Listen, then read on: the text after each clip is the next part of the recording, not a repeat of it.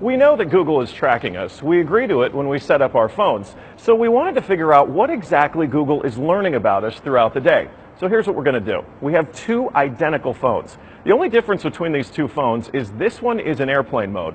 Both of the phones lack a SIM card, and they haven't been set up to access any Wi-Fi networks. So for all intents and purposes, these phones have no connection to a data network. We're going to keep them with us throughout the day. And while I travel around DC, we're going to figure out just what Google is finding out about me. Our first stop, Sim's convenience store, just outside our Fox bureau, for a quick coffee. From there, we took a walk to the Capitol and took a quick walk around the Senate office buildings, and then decided to hop in a car and head around town. Hello. We're going to the Children's Hospital, please. To run our test, we had to do more than walk the block, so we took a tour around our nation's capital. First, due north to the Children's National Medical Center Hospital, then west to St. Albans School and the National Cathedral. Our tour around town was a 14-mile journey that lasted more than an hour. The entire time, the phones had no access to the internet. Oh my goodness. Not a Wi-Fi connection and not any cellular data service. It almost seemed quaint to assume that Google wouldn't even be able to collect data on me. Let's head back to the bureau, my friend. Oh, that church is beautiful. Google's business model is simple. Collect data on its users and then use that data to sell targeted ads. It's a business model called surveillance capitalism. But does that critical data collection work even when your phones aren't connected?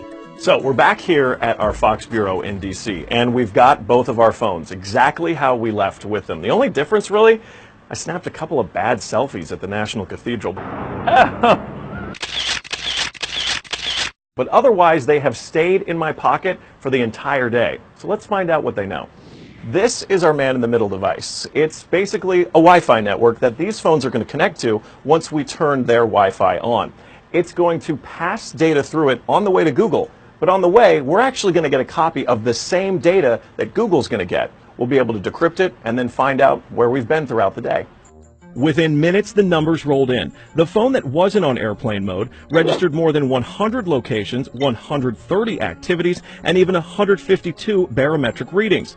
As soon as it hooked up to our Wi-Fi, it transmitted 300 kilobytes of data straight to Google.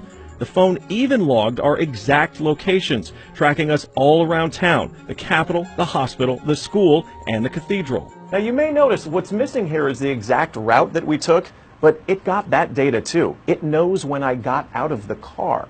The metadata has a time log down to the very second, tracking everything when they think that you're walking, riding, and yes, even getting out of the car. Okay, so you're thinking, this isn't a big deal, I'll just put my phone in airplane mode. Yeah, we thought of that too. This is the other phone that we had with us that no SIM card also remained in airplane mode the entire time. Let's see what kind of data it captured. The phone with airplane mode activated actually logged more locations and activities than the other phone, and it also transferred hundreds of kilobytes of data to Google as soon as it was activated. The only thing that's missing from this map is our stop at the Children's Hospital, but it still knows we were there. There it is. Exiting vehicle, 100% accuracy.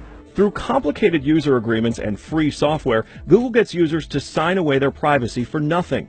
They're even following you in the places that most people would expect total privacy: government buildings, a children's hospital, a private school, a church.